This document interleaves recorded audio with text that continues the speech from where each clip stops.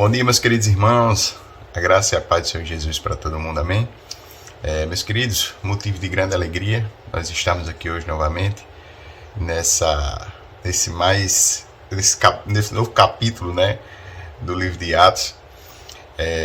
Esse semestre nós estamos estudando aí o livro de Atos, né, o que desencadeou o início da perseguição aos cristãos. E esse é um assunto de extrema relevância, de extrema importância, para que nós entendamos por que os cristãos sofreram, por que os cristãos sofrem e por que Deus permite isso, né? Isso aconteça com os cristãos. É necessário, antes de qualquer coisa, a nós adentrarmos na leitura, como vamos fazer aqui, de Atos capítulo 3 e Atos capítulo 4. Portanto, acesse o seu celular, a Bíblia no seu celular, ou acesse a Bíblia fisicamente. Mas nós vamos ler Atos capítulo 3 e Atos capítulo 4. E não só esses dois, mas também alguns textos que eu quero começar logo de início, para que nós possamos entender o cenário em que estava inserido o contexto cristão imediato da época, e o que é que Deus queria, através de seu Espírito Santo, para os apóstolos ali de imediato, os discípulos ali de imediato, por que foi que eles sofreram e por que foi que desencadeou como foi desencadeado essa questão de perseguição aos cristãos. Qual era o propósito de Deus nisso tudo, né? Então, eu queria que os irmãos abrissem em Atos capítulo 1, verso 8, que diz assim: mas receberão poder quando o Espírito Santo descer sobre vocês, e serão minhas testemunhas em Jerusalém, em toda a Judéia, Samaria e até os confins da terra.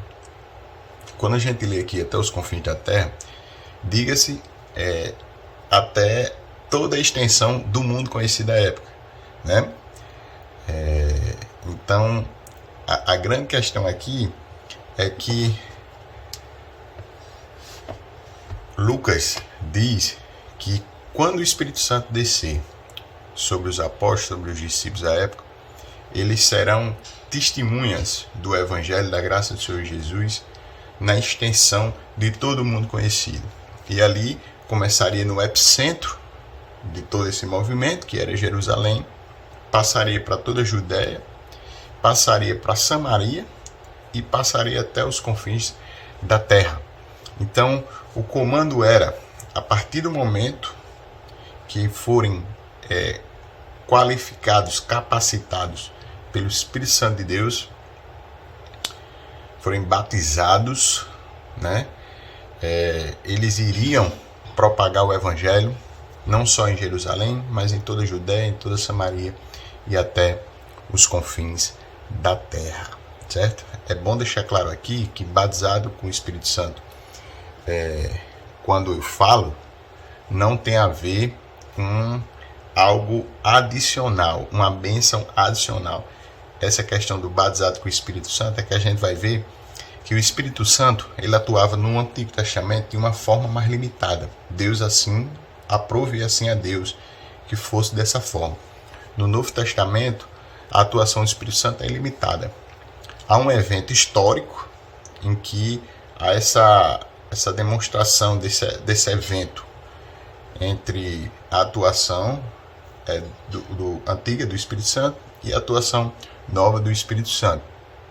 Que esse evento é o que justamente eu quero falar, que é o evento em Atos capítulo 2, onde ali efetivamente, após a descida do Espírito Santo em forma de pomba, como línguas de fogo, e ali os discípulos começaram a falar em outras línguas, e ali em Atos capítulo 2 especificamente as línguas eram idiomas, e aquelas pessoas que ali estavam observando todo aquele movimento espiritual do Espírito Santo ouviam em suas línguas maternas, certo? Então todo aquele movimento ali é considerado como o início da igreja cristã. Ali, aquele evento da descida do Espírito Santo é o evento de capacitação dos cristãos para que eles pudessem propagar e expandir o Evangelho, não só em Jerusalém, mas em toda a Judéia, Samaria e até os confins da terra. Falando em outras línguas, curando, abençoando, libertando os oprimidos e fazendo tudo aquilo que Jesus disse que eles iriam fazer, até mais, se assim crescem.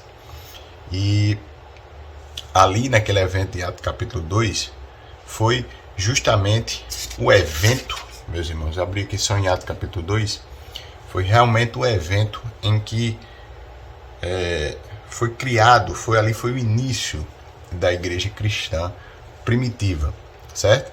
Então, lembre-se bem disso, o comando era: quando desceres poder do Espírito Santo, serei minha testemunha em Jerusalém, em toda a Judéia, Samaria e até os confins da terra. Atos, capítulo 2, marca o início dessa descida do Espírito Santo, o início dessa capacitação e o início da igreja cristã primitiva, certo? Por que eu gosto de frisar essa questão de que o comando era esse? Para que fossem testemunhas em Jerusalém, em Judéia, Samaria, até os confins da terra. Porque, meus irmãos, o que é que acontece? Nós cristãos, muito influenciados, né, muitas vezes por doutrinas falsas, né, por falsos profetas, nós temos uma percepção equivocada daquilo que seja o verdadeiro evangelho, né? Nós, por sermos influenciados, televisão, redes sociais, amizades com determinadas pessoas, somos influenciados a achar que Deus existe para atender os nossos caprichos. E não é assim. Deus, ele tem um propósito eterno, e nem eu e nem é você que vai obstar esse propósito eterno de Deus. Não é. Quando nós dizemos assim: Senhor, a nossa vida está em tuas mãos, isso não é para ser romantizado, gente. Isso aí é algo muito sério, porque você diz: Senhor, a minha vida está nas tuas mãos. Então, aquilo que aprouver a Deus fazer, se for necessário eu morrer, você morrer, ou qualquer outra pessoa morrer, para que os planos de Deus se cumpram, é o que vai acontecer.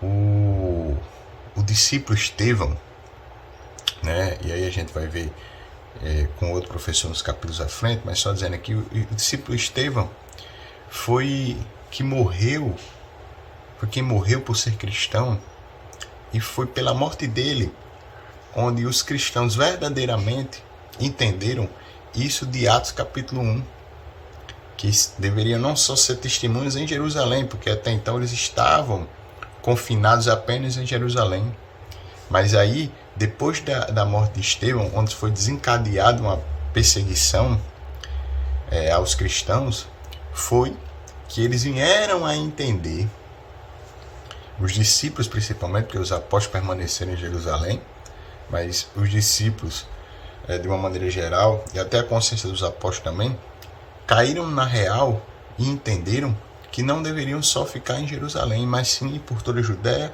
por toda a Samaria, e propagar isso para o restante de todo mundo conhecido.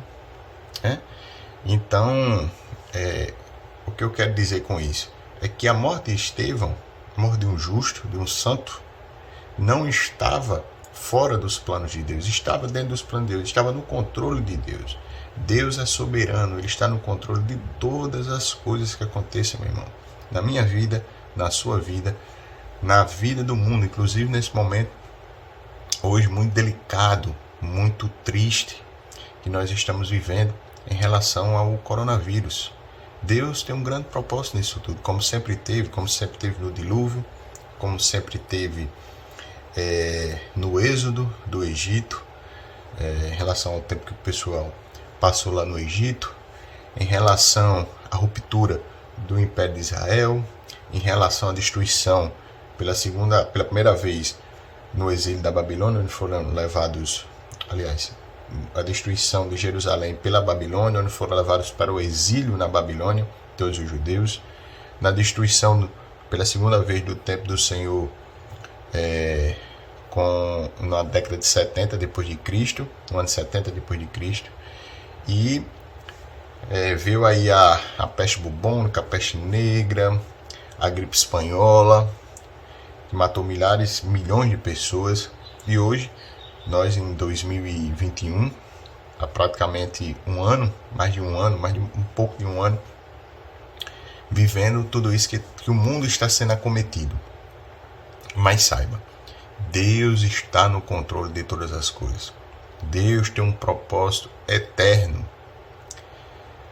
atemporal em todas as coisas. Nós, seres humanos, somos limitados. Nós só observamos, só conseguimos enxergar essa linearidade de passado, presente e futuro em uma linha muito curta que nós não conseguimos ver nem o final. Nós só vemos ali o imediato, o presente e do que lembramos do passado, que a nossa memória também é muito seletiva. Mas Deus, ele está para além dessa visão que nós temos curta das coisas. Deus vê de fora. Ele vê fora do tempo, fora do espaço, certo? Tudo está no controle do Criador dos céus e da terra. Então creia nisso de todo o seu coração. Tudo que acontece conosco, principalmente com os cristãos, cooperam para o bem daqueles que amam a Deus. Coopera para o nosso bem. Então, nós, por sermos influenciados por isso, nós temos o costume de achar que Deus atende os nossos caprichos, de que Deus está ali para a gente pedir e receber aquilo que pede. Não é assim. Tiago diz que nós não recebemos porque pedimos mal. Nós não recebemos porque queremos que Deus atenda os nossos caprichos. E Deus não é assim. Deus, arranque isso da sua cabeça. Se você pensar que Deus está para atender os seus caprichos, se você acha que Deus, ele olha para você e quer fazer aquilo que você quer fazer aquilo que lhe faz bem, acabe com isso. Deus faz em você aquilo que lhe torna melhor, mesmo a sua revelia, mesmo sem você querer. Mas Deus lhe faz aquilo em você e em nós e em mim, aquilo que nos torna melhor. E muitas vezes aquilo que nos torna melhor não necessariamente é aquilo que nos faz bem. Às vezes aquilo que nos faz mal nos torna melhor. E na história da igreja primitiva é crucial entender isso. Porque Atos capítulo 1, verso 8 diz: descereis, o Espírito Santo seria testemunho em Jerusalém, em toda a Judéia, Samaria e até os confins da terra. Eles tinham esse comando divino inicial. E eles deixaram, há uma tradição judaica que diz que deveria realmente acontecer um tempo ali dos apóstolos, os discípulos ficarem em Jerusalém até que todo mundo fosse exposto à verdade do Evangelho. Mas a grande verdade, a tradição judaica não, a tradição cristã, certo? Mas a grande verdade, meus irmãos, é que pelo caminhar do livro de Atos, a gente vê que não era bem isso, né? Na verdade, me parece que os apóstolos e discípulos meio que se acomodaram um pouco em relação ali ao que estavam vivenciando. Era muito mais cômodo eles ficarem ali e não saírem, como era a grande convocação inicial de comando, né, que a gente viu em Atos capítulo 1, verso 8. Isso aí verdadeiramente só vai acontecer depois daquilo que acontece com Estevão, né, quando meio que Deus obriga eles a fazerem isso, né? Então, novamente, era necessário que o Evangelho fosse expandido para que mais pessoas fossem salvas, até porque o grande propósito de Deus não tem nada a ver com o bem-estar de você ganhar um carro, você ganhar uma casa. Deus está ligando para a sua alma, né? Então, a grande questão é a eternidade, a grande sacada é a eternidade. Quando a gente entende isso, a gente entende tudo, né?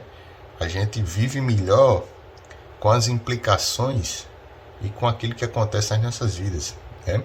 E depois que aquilo que aconteceu com Estevão, ficou claro para os cristãos, né?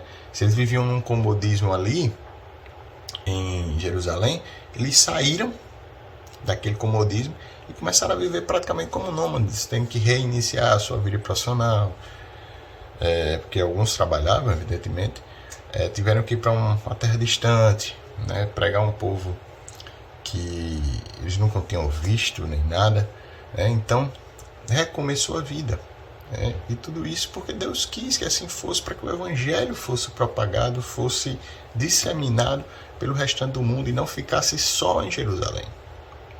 Então foi importante que isso acontecesse, certo? Então, meus irmãos, Deus tem um propósito em tudo, absolutamente tudo. Então, eu quero agora passar para Atos, capítulo 3, para que nós possamos ler aqui juntos o livro de Atos, capítulo 3. O versículo, meus queridos irmãos, o inicial. Eu vou procurar ler aqui, vou tentar ser o mais breve, mas é importante que nós leiamos. São 2 capítulos importantíssimos, certo? Aqui diz: certo dia, Pedro e João estavam subindo ao templo, na hora da oração, às 3 horas da tarde. Estavam sendo levados para a porta do templo chamado Formosa, um aleijado de nascença, que ali era colocado todos os dias para pedir esmola aos que entravam no templo. Vendo que Pedro e João iam entrar no pátio do templo, pediu-lhe esmola. Pedro e João olharam bem para ele, e então Pedro disse: olhe para nós. O homem olhou para eles com atenção, esperando receber deles alguma coisa. Disse Pedro: não tenho prata nem ouro, mas o que tenho isto lhe dou. Em nome de Jesus Cristo Nazareno, ande. Segurando pela mão direita, ajudou-o a levantar-se. Imediatamente os pés e os tornozelos do homem ficaram firmes, e de fato pôs-se em pé e começou a andar. Depois entrou com eles no pátio do templo, andando, saltando e louvando a Deus. Quando todo o povo viu andando e louvando a Deus, reconheceu que era ele o mesmo homem que costumava mendigar sentado à porta do templo, chamada Formosa. Todos ficaram perplexos e muito admirados com o que tinha lhe acontecido. Eu estava até conversando com Raquel, minha esposa, dizendo como às vezes nós somos tão carnais, porque nós muitas vezes nos preocupamos com as coisas terrenas desta vida, né? Quando a gente vê, por exemplo, a história dos apóstolos, ou de apóstolo Paulo principalmente, né?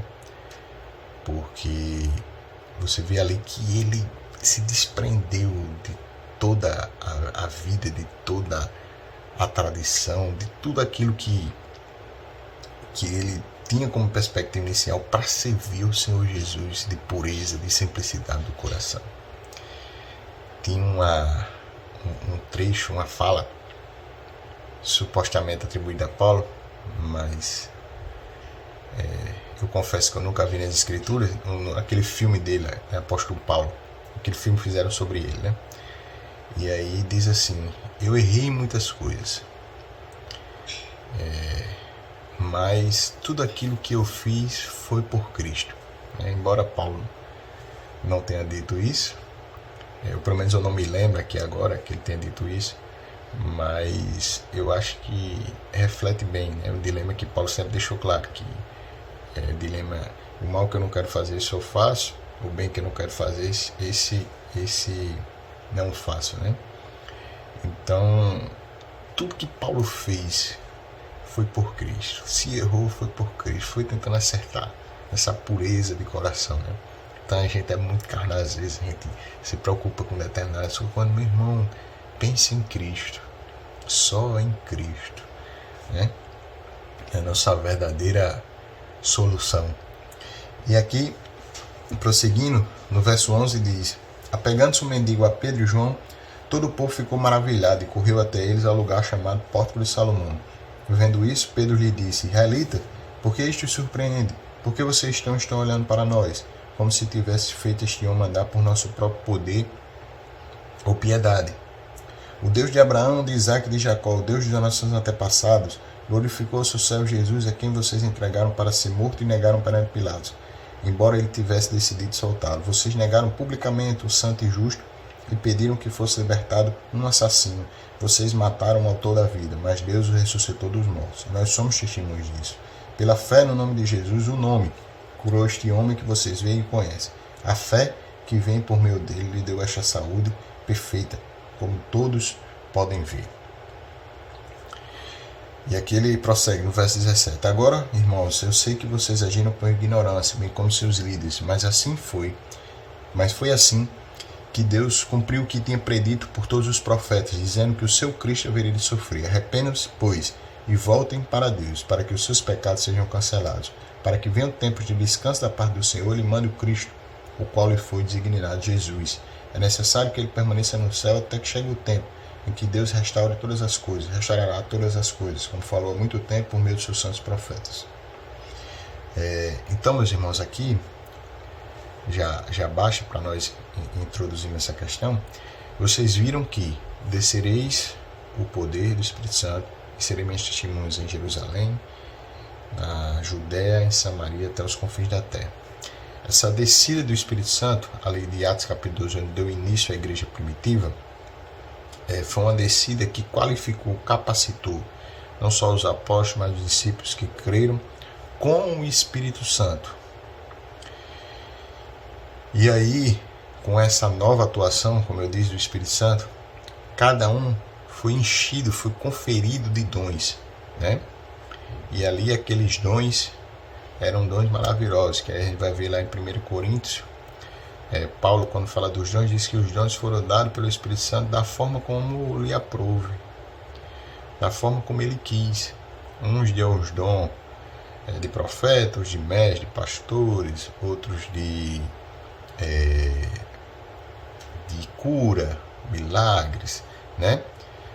E por aí vai, né? Então foi dado vários dons. E aí a gente vê claramente aqui em Atos capítulo 3 os apóstolos exercendo esse dom que foi dado, foi o dom de cura, o dom de milagre.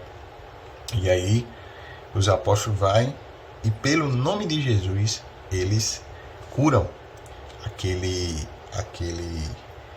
mendigo, né? Aleijado. Então, o que a gente precisa ver aqui, meus irmãos, é que logo após eles curar, alguma coisa aconteceu, porque o povo ficou maravilhado, né, com essa cura. Aí Pedro disse: Israelitas, por que isso os surpreende? Porque vocês estão olhando para nós como se tivesse feito este homem andar por nosso próprio poder ou piedade. Foi o Senhor Jesus, o nome curou ele, né? Então o que acontece, meus irmãos, é que os discípulos, os apóstolos foram capacitados, exerceram os dons espirituais, mas não quiseram trazer a glória e a honra para si. Mas a partir do momento que no exercício desses dons eles viram que as pessoas ficaram maravilhadas, o que é isso, eles atribuíram toda essa honra e glória a Deus. E é assim como deve ser nas nossas vidas. Tudo aquilo que Deus nos deu como dons, nós não devemos usá-los para o nosso engrandecimento. Antes, é preferível e imperativo que ele cresça e eu diminua cada vez mais. Mas assim diz João Batista, é importante que ele cresça e que eu diminua, né? Então, todos os dons que Deus lhe deu, meu irmão, sejam dons usados para a glória, para a honra de Deus, e não para a sua glória nem para a sua honra, porque você será o mais miserável dos homens ou das mulheres, né? Se assim você andar nesse espírito. Mas sim, nós devemos toda a honra, toda a glória ao Senhor Jesus Cristo, aquele que nos deu a vida, aquele que morreu por nós, aquele que olha por nós e que no momento certo virá com os seus anjos e resgatará e fará a redenção desse mundo perdido. E nós iremos desfrutar do novo céu, da nova terra, do paraíso junto com o Pai. Então, meus queridos irmãos, aqui nós vemos isso em Atos capítulo 4, Atos capítulo 3, a descida do poder do Espírito Santo, eles começaram a atuar. E quando eles atuaram, a coisa começou a se degringolar, né? A começar a perturbar, começou a perturbação, né? porque você mexe com essas estruturas religiosas que lá existiam e você começa a perturbar os líderes, né, religiosos da época. Então, o que a gente vai ver em Atos capítulo 4 é o resultado deles terem exercido espiritualmente esse dom que foi dado a eles, né, que foram capacitados pelo Espírito Santo. E aqui eles dizem: enquanto Pedro e João falavam, aqui o texto diz: enquanto Pedro e João falavam ao povo, chegaram os sacerdotes, o capitão da guarda do templo e os saduceus. Eles estavam muito perturbados, porque os apóstolos estavam ensinando o povo e proclamando em Jesus a ressurreição dos mortos. Agarraram Pedro e João e, como já estava anoitecendo, os colocaram na prisão até o dia seguinte. Por quê? Porque eles tinham realizado aquele milagre pelo nome de Jesus, curando o mendigo aleijado. A multidão ficou maravilhada com aquilo. Eles ressaltaram que a glória e a honra era em relação ao nome, em relação ao seu Jesus. E aí os sacerdotes do templo, né, ficaram muito perturbados, né, porque essa pregação, né, sobre Jesus e a ressurreição dos mortos, a ressurreição de Jesus, era acompanhada de milagres, né? E aqui ele diz que pegaram Pedro e João e colocaram na prisão. Mas muitos do que tinham ouvido a mensagem creram, chegando o número dos homens que creram a perto de 5.000. No dia seguinte, as autoridades, os líderes religiosos e os mestres da lei reuniram-se em Jerusalém. Estavam ali Anás, o sumo sacerdote, bem como Caifás, João, Alexandre e todos que eram na família do sumo sacerdote. Mandaram trazer Pedro e João diante deles e começaram a interrogá-los. Com que poder ou em nome de quem vocês fizeram isso? Então Pedro, cheio do Espírito Santo, disse às autoridades e líderes do povo: visto que hoje somos chamados para prestar contas de um ato de bondade em favor de um aleijado, sendo interrogados acerca de como ele foi curado, saibam os senhores e todo o povo de Israel, que não foi por nosso meio, mas sim saibam os senhores e todo o povo de Israel, que por meio do nome de Jesus Cristo, Nazareno, a quem os senhores crucificaram, mas a quem Deus o ressuscitou dos mortos, este homem está aí curado diante dos senhores. Este Jesus é a pedra que vocês construtores rejeitaram e que se tornou pedra angular. Não há salvação em nenhum outro, pois debaixo do céu não há nenhum outro nome dado aos homens pelo qual devemos ser salvos. Naquela época, o Império Romano comandava aquilo tudo. E existia uma convocação aos cidadãos romanos, ou a quem viviam nas províncias romanas, de adorarem, fazerem um culto ao imperador. Então, eram estimuladas as pessoas a dizerem do imperador, César, que nenhum outro nome na terra salvaria os homens a não ser o nome de César.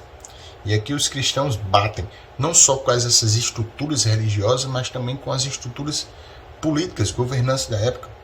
E aqui eles dizem: olha, não tem nada a ver com vocês, da religião. Vocês ficam perturbados porque está sendo realizado em nome de Jesus com simplicidade, o mover do Espírito Santo aqui. Não tem nada a ver com essa questão de política, de fulano, de beltrano. Existe só uma coisa que a gente deve entender, é que o Senhor Jesus é o Senhor de tudo e de todos. Ele é o Senhor de todas as coisas, de todas as coisas, de todas as pessoas, de todas as ideologias, de todas as religiões. Nós devemos entender aqui o que o apóstolo Pedro quis dizer. Ele disse, cheio do Espírito Santo, se você ver lá em Atos, capítulo 4, verso 8, cheio do Espírito Santo, não há salvação em nenhum outro nome, pois debaixo do céu não há nenhum outro nome dado aos homens pelo qual devemos ser salvos, só o nome de Jesus. Então, meu irmão, entenda isso, é o nome de Jesus que nos salva, que nos purifica, porque foi Ele quem morreu por nós. É Ele quem é o nosso Pai, é o nosso guia, é o nosso mestre, é o nosso Senhor. Então devemos submeter a nossa vida, a nossa existência a este Senhor. Assim como o apóstolo Pedro, cheio do Espírito Santo, disse, nós devemos também dizer.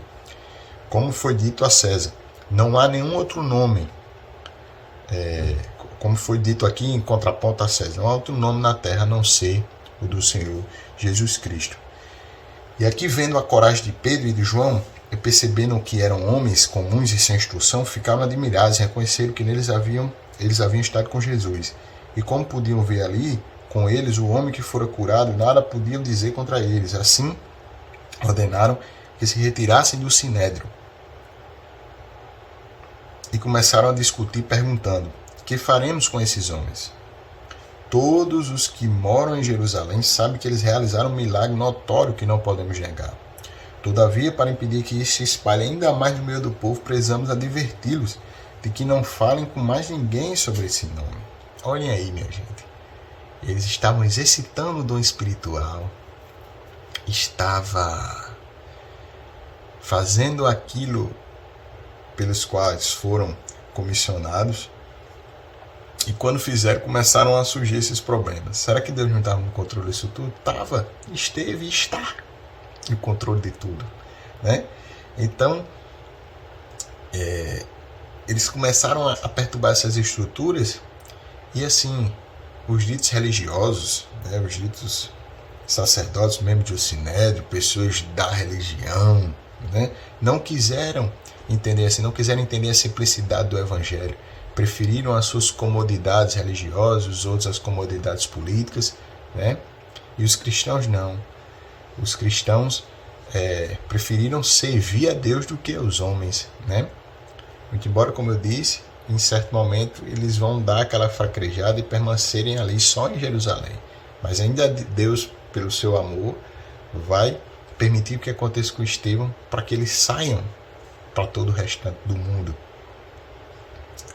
Mas aqui eles entenderam e viveram nesse espírito, nesse início da igreja, nesse início da perseguição, dessa antipatia pela igreja, por tudo aquilo que era pregado, pelo evangelho de Jesus, que tem a ver com a graça, não tem a ver com mérito, não tem a ver com retribuição, não tem a ver com o que você pode dar a Deus. Deus é quem lhe dá espontaneamente, livremente, né?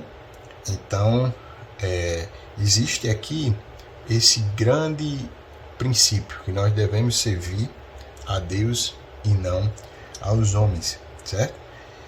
Preferimos escolher a Deus, obedecer a Deus, do que aos homens. E aqui eles fizeram de tudo para atrapalhar o exercício dos dons espirituais pelos apóstolos. E aqui ele diz, no verso 18, então chamando-os novamente, ordenaram que não falassem nem ensinassem em nome de Jesus. Mas Pedro e João responderam, julgue mesmo, senhores, se é justo aos olhos de Deus obedecer aos senhores e não a Deus. Pois não podemos deixar de falar do que vimos e ouvimos. Depois de mais ameaça, eles deixaram ir. Não tinham como castigá-lo, porque todo o povo estava louvando a Deus pelo que acontecera, pois o homem que fora curado milagrosamente tinha mais de 40 anos de idade. Então, por mais ameaças que os cristãos ali recebessem, os apóstolos aqui especificamente, eles não retrocederam, eles seguiram em frente, porque eles sabiam quem tinham crido, como disse o apóstolo Paulo, e sabia que Deus era poderoso, né? E que se fosse necessário aproveitar a vida deles para o engrandecimento do reino, eles morreriam como morreram, né? Posteriormente, com Pedro foi crucificado de cabeça para baixo, né? Para que nem comparado a Jesus ele fosse. Então, eles morreram com toda a coragem, né? E com toda a ousadia na pregação do Evangelho, né? Então, meus irmãos, o que a gente vê, e aqui dou por encerrada a nossa leitura, e aqui o que a gente vê é o que?